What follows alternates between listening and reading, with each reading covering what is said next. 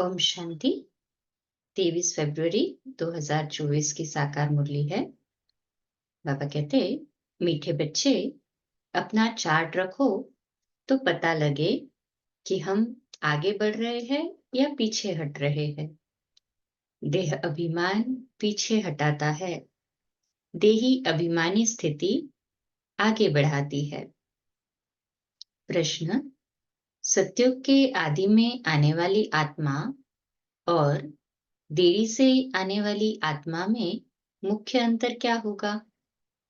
उत्तर: आदि में आने वाली आत्माएं सुख की चाहना रखेंगी, क्योंकि सतयुग का आदि सनातन धर्म बहुत सुख देने वाला है। देरी से आने वाली आत्मा को सुख मांगना आएगा ही नहीं, वह शांति शांति मांगेंगे। बेहद के बाप से सुख और शांति का वर्षा हर आत्मा को प्राप्त होता है। ओम शांति। भगवान उवाच। जब भगवान उवाच कहा जाता है तो बच्चों को श्री कृष्ण बुद्धि में नहीं आता, क्योंकि अभी तो क्लियर है ना कि भगवान उवाच अर्थात शिव बाबा है। भक्ति में समझते थे, गीता पढ़ते थे तो कि भगवान उवाच अर्थात कृष्ण। बुद्धि में शिव बाबा ही आता है ना।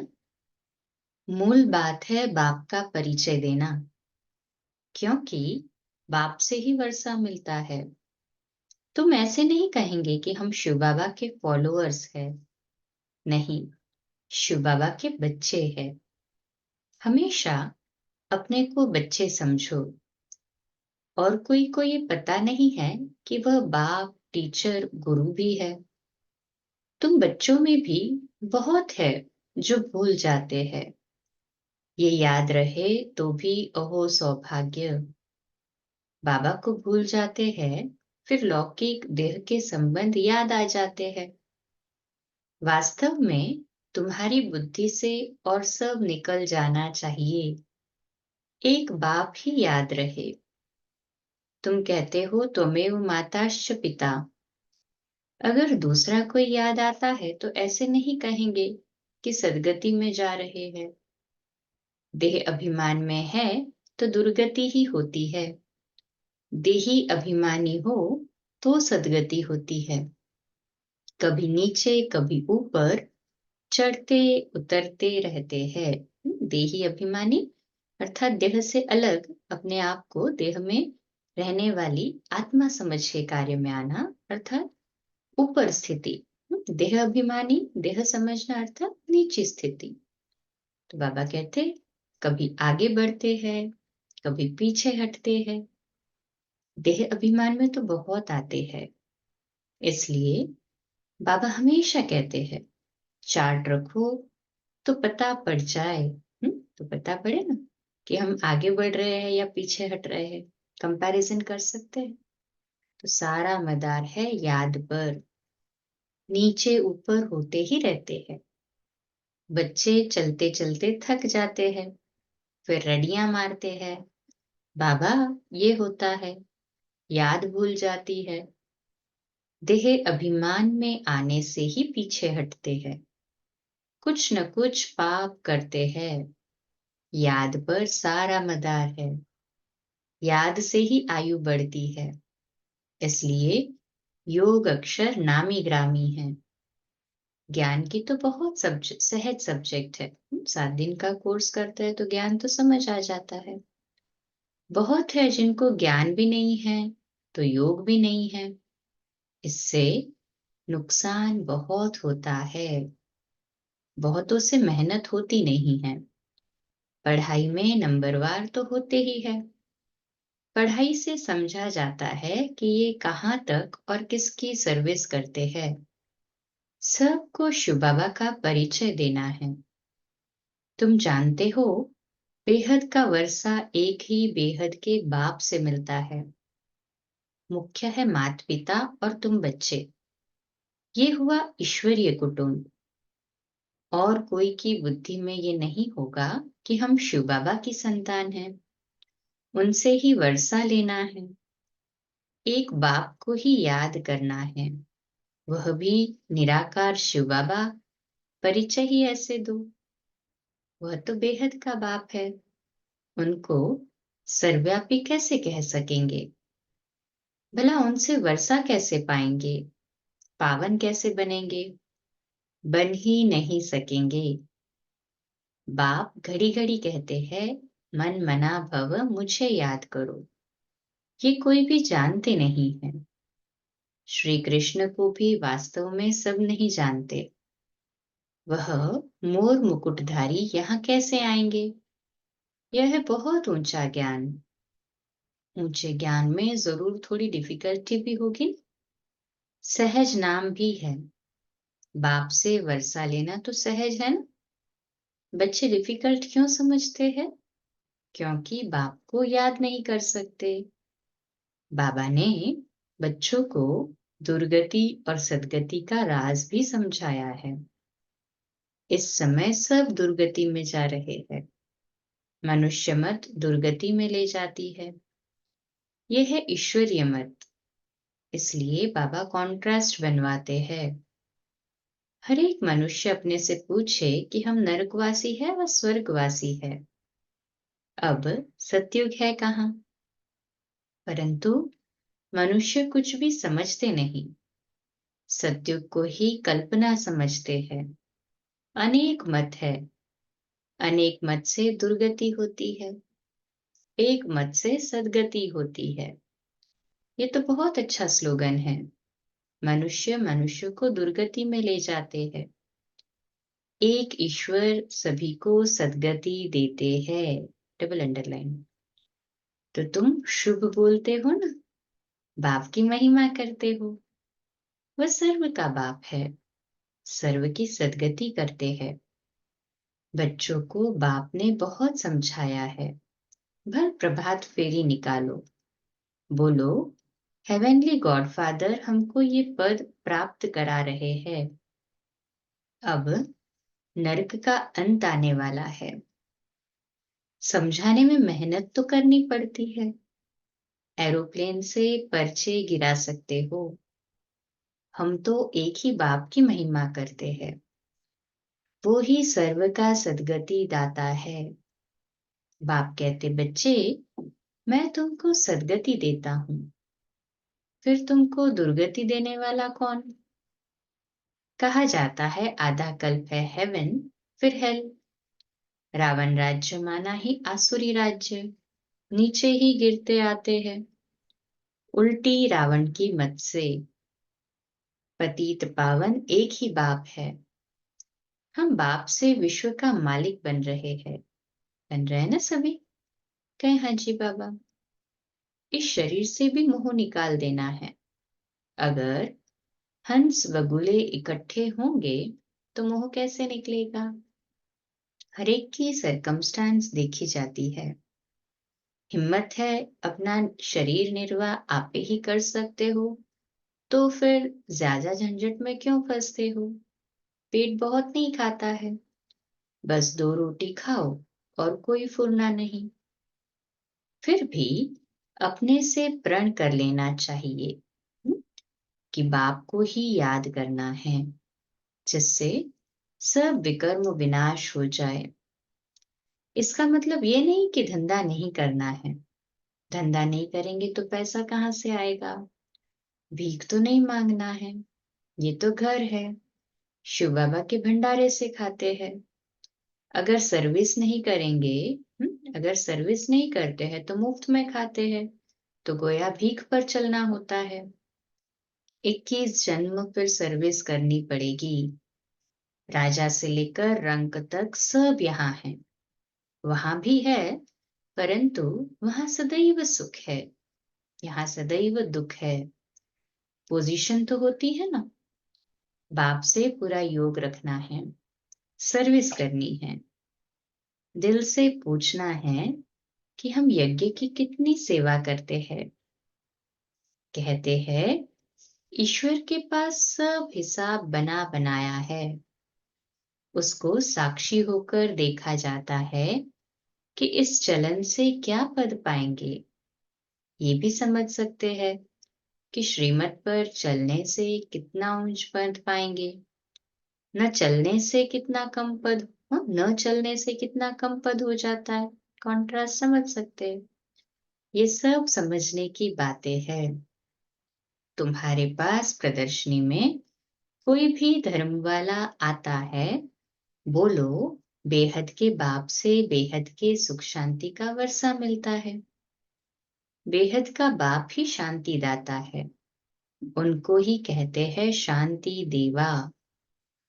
अब कोई जड़ चित्र थोड़ी शांति दे सकेगा। बाप कहते हैं तुम्हारा स्वधर्म है शांत, तुम शांति धाम में जाना चाहते हो। कहते हो शिव बाबा शांति दो, तो बाप क्यों नहीं देंगे? क्या बाप वर्षा नहीं देंगे बच्चों को?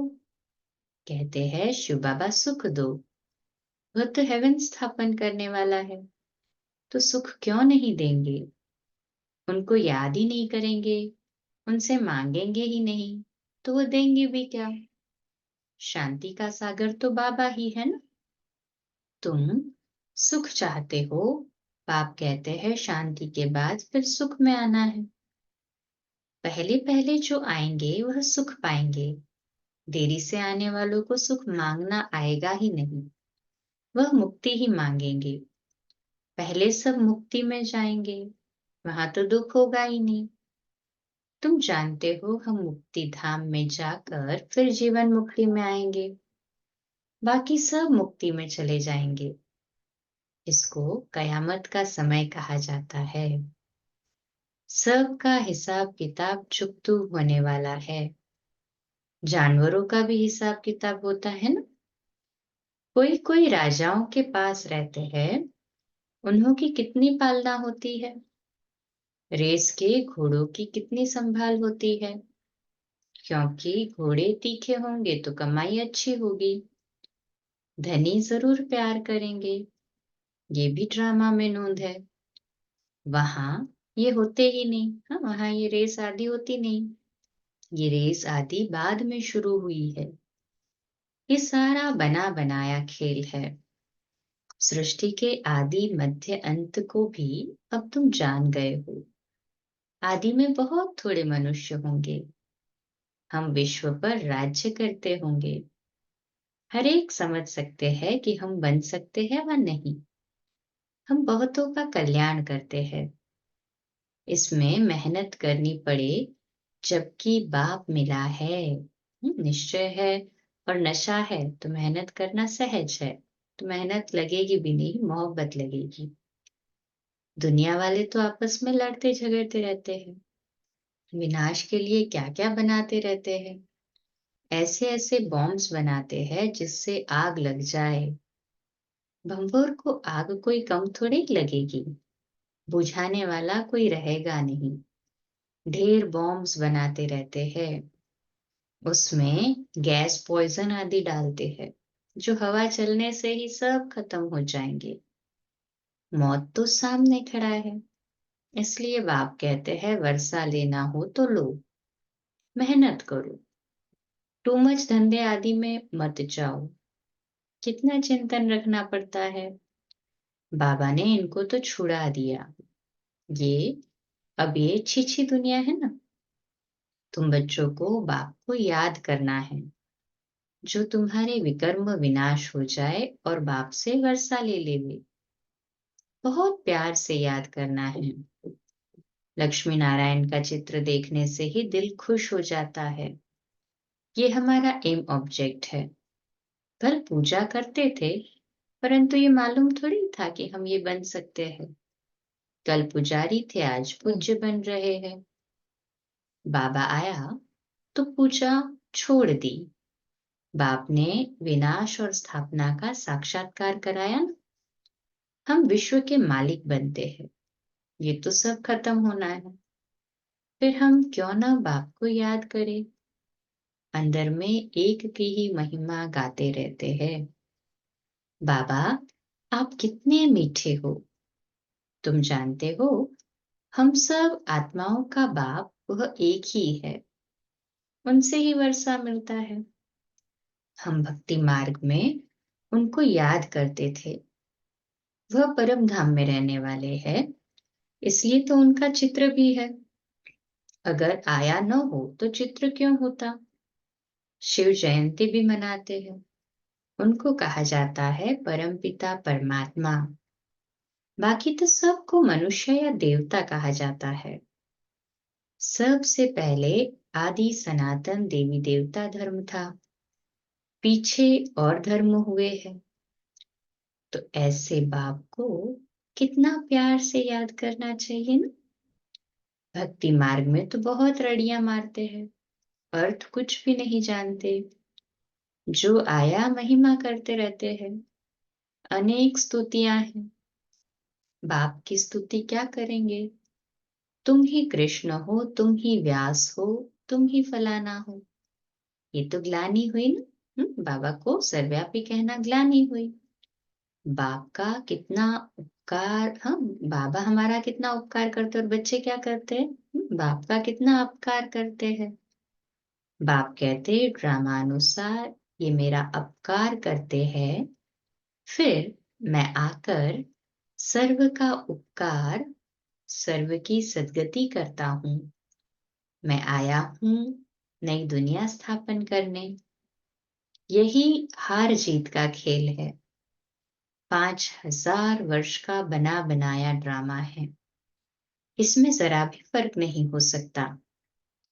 ये ड्रामा का राज बाप बिगर कोई समझा न सके। मनुष्य मत तो अनेक निकलती रहती है। देवता मत तो मिलती ही नहीं। बाकी है मनुष्य मत। हर एक अपना अक्ल निकालते रहते हैं। अब तुमको और कोई को भी याद नहीं करना है। आत्मा सिर्फ अपने बाप को याद करती रहे। मेहनत करनी है न? जैसे भक्त भी मेहनत करते हैं ना, बहुत श्रद्धा से भक्ति करते हैं। जैसे वह भक्ति है तुम्हारी, फिर है ज्ञान की मेहनत। भक्ति में कम मेहनत करते हैं क्या? गुरु लोग कहते रोज 100 माला फेरो, फिर कोठरी में बैठ जाते हैं।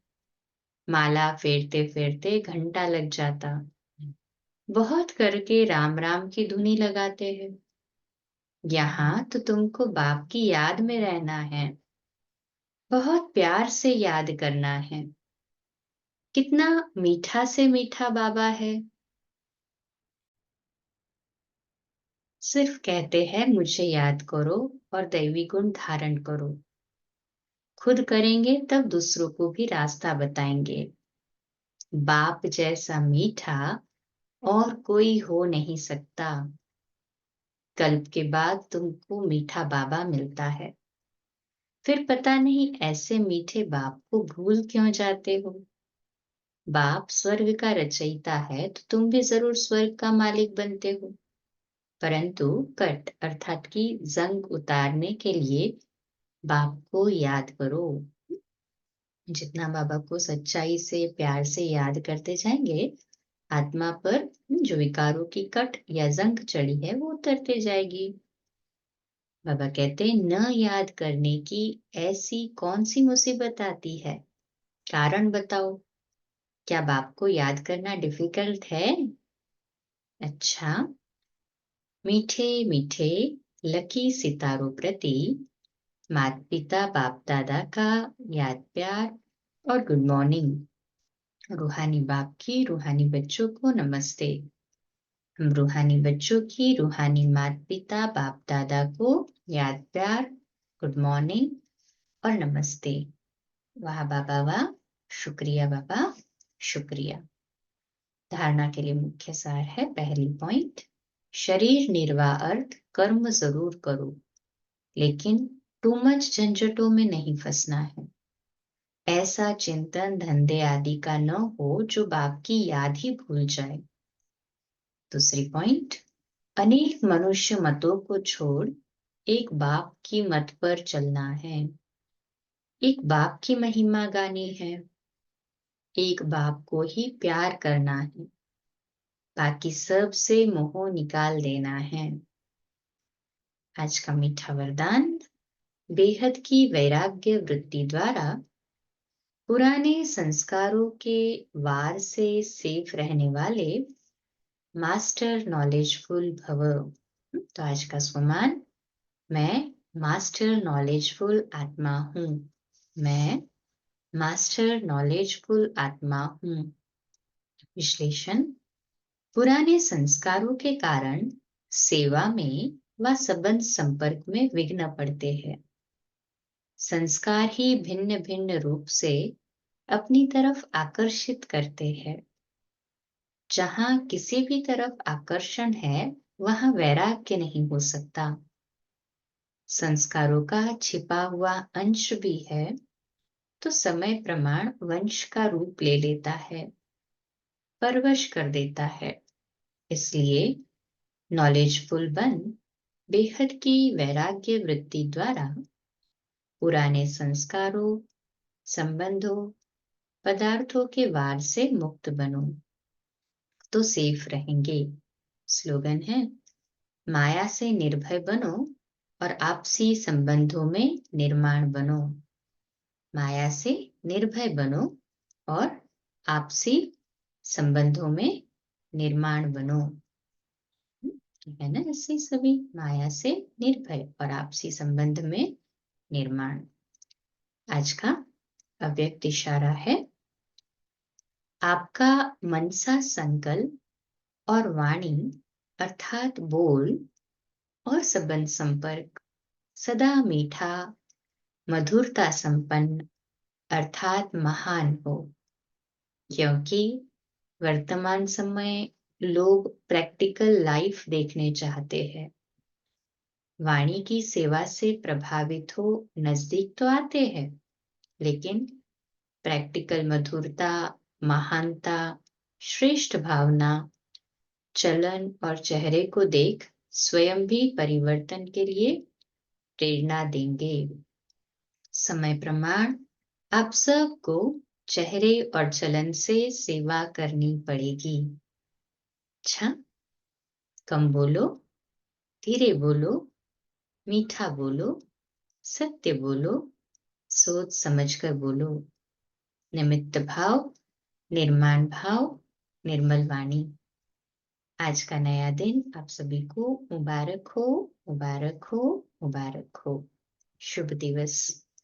आज रात्रि क्लास 8:45 बजे, कल सुबह अमृत वेला मेडिटेशन 3:30 से 4:30 और मुरली क्लास प्रातः 4:45 बजे। ओम शांति। शुभ दिवस।